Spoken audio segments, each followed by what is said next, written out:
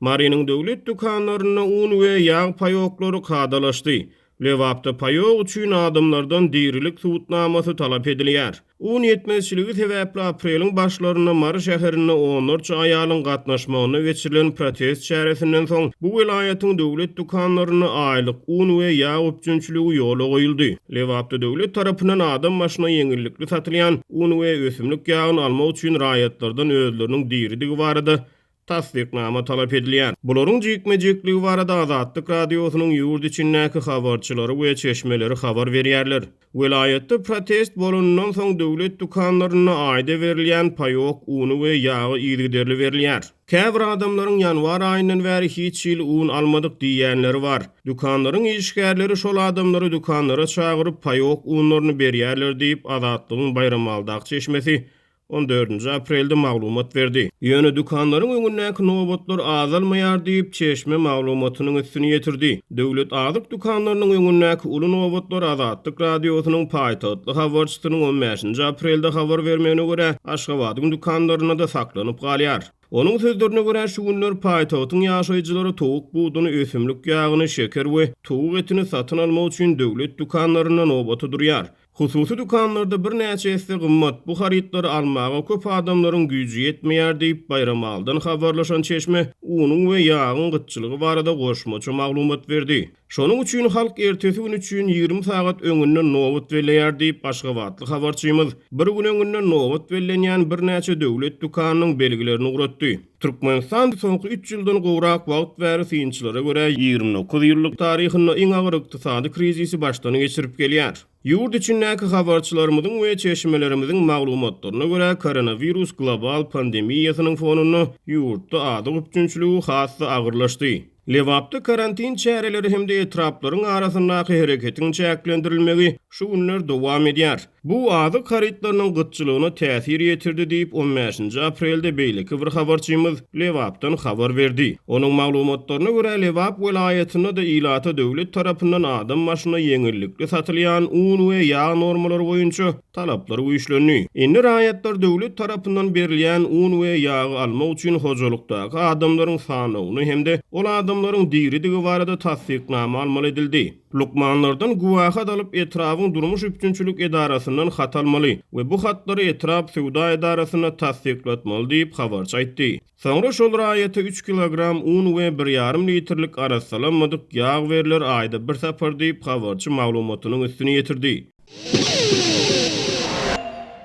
Türkmenistanda adamlar karantin düzgünlerini bodonluğu için tutulýar. Orta mekteplerde bolsa ýyzyna üzerlik tüzedilýär. Bu ýagdaýlar COVID-19 pandemiýasynyň dowamynda bolup geçer. Türkmenistan üzerlik tüzetmek boýunça uly tutumly kampaniýa Prezident Berdimuhamedowyň üzerligiň tüssesini koronawirusa garşy çäre hökmünde ulanmak barada beren görkezmesinden soň başlapdy. Azatlyň Aşgabatdaky habarçylary şu günler karantin düzgünlerini bodonluğu için adamlaryň tutsak edilýändigini habar berýärler. Azatlyga ma'lum bolan ýagdaýlaryň biri 15 aprelde Aşgabatyň pata yerinde bolupdyr. Bu çäre gelen adamlaryň biri öýden çykan wadyna tutsak edilipdir. Öýden çykan wadyna ony polisiýa işgärleri tutsak etdiler. Barlyk içinde komment görkezmegini soradylar. Ol pasportyny görkezdi. Polisiýa işgärleri onuň karantin düzgünleri bodonlygyny aýdyp awtologly alyp gitdiler diýip habarçymyz aýtdy. Polisiýa tarapyndan alınıp gidilen bu adamyň ykbalyny anyklap bolmady. Azatlyk radiosy öz çeşmeleriniň gizlilik şertlerini we howpsuzlygyny berja etmek maksady bilen onuň adyny we ýagdaýlaryň jekmejeklerini agdamaýar. Şu aralykda Türkmenistanyň kronikasy neşri Türkmenawat şäherinde toýlary, bayramçylyklary, patalary we beýleki çäreleri geçirmegen gadagan edilendigini habar berdi.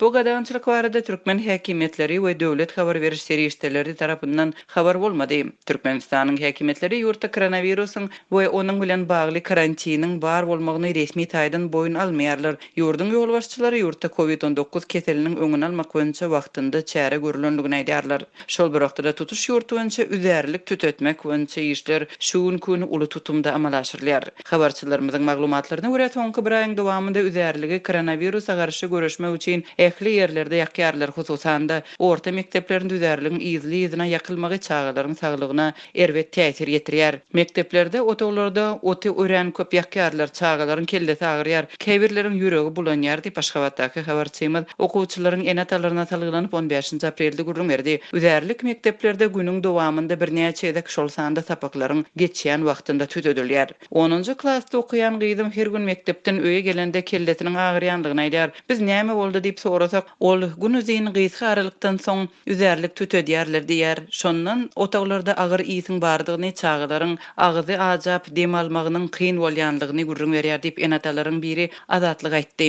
Mektep okuwçylarynyň enatalary üzerligiň tüssesinden ýa çağılaryň okuwa üns berip bilmeýändigini, munyň olaryň bilimine ziýan ýetirýändigini hem aýdýarlar. Ähli ýerde üzerlik tütötmegiň inisiatiwasy prezident Gurbanguly Berdimuhammedow degişli Türkmenistanda bitýän ösümlikleriň wagtçysy Gurbanguly Berdimuhammedow 13-nji martda çykyş edip ilada koronavirusdan halk usullary şol sanda üzerlik ýakmak we buruşly uğuna şiýmek bilen goranmagy maslahat beripdi.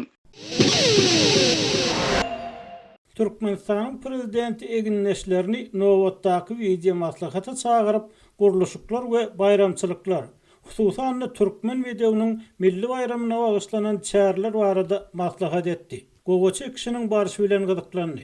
Garaşly neşir ýurdun gogoça meýdanlaryndan görkezilýän video şekilleriň yerlerdäki hakyky ýagdaýy düýpden gawat gelmeýändigini habar berdi. Adatçy bolşýal Türkmen döwlet telewizionyasy martyň aýagyna başlanan ekiş mewsumi hakynda dawaraly habarlar berýär.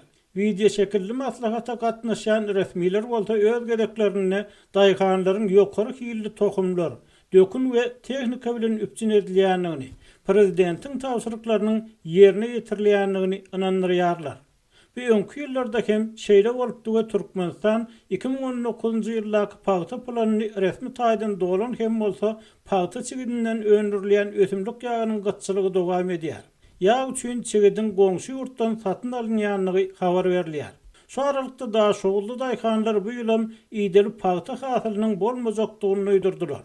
Türkmen News nesirinin maglumatyna görä Daşowuzda gogo çekiljek 155.000 hektar yer hakykatda ekişe taýýar däl we munyň esas sebäbi yerleriň oňlar çyýlap sorladylmagy. Arryk yere näçe çigit taşlasaň-da onuň hasyl berip bilmejekdi bilen bagly. Hususan nesir könürgenç etrawyna gogo çekiljek yerleriň tas 3den biriniň, buğday ekiljek yerleriň ýartynyň sorladylanlygyny, arryk düşenligini belläp bollumsal etrawyna düşürilen, ýüz garawlap ýatan sor meýdany görkezýän videony çap etdi. Adatlygyň habarçylary bu hili doly ýüzüne çykan we garawlap ýatan ýerleriň videosyny ýurdun ähli ýerine düşürip boljakdygyny, üstesine ýurdun müňlerçe kilometrlere ulayan beýkeşleriniň, suw deskalarynyň zerur serişde göýerilmezligi sebäpli uzak wagtlar iýdegsiz galýanlygyny habar berýärler. Ýurdun dörli regionlaryndan gowşan maglumatlara görä, ýuguş suwlaryny tutmak, yerleri ekişden öň şordan tapaplamak her ýyl uly problema. Sebäbi ýaplara suw wagtyna berilmeýär. Emma daýkanlar bu aradaky arz şikaýatlaryny yerli medeniýetde aýdyp seslerini iň ýokarky başlyklara ýetirip bilmeýärler we adatlyga ýut tutmagy mezbur bolýarlar.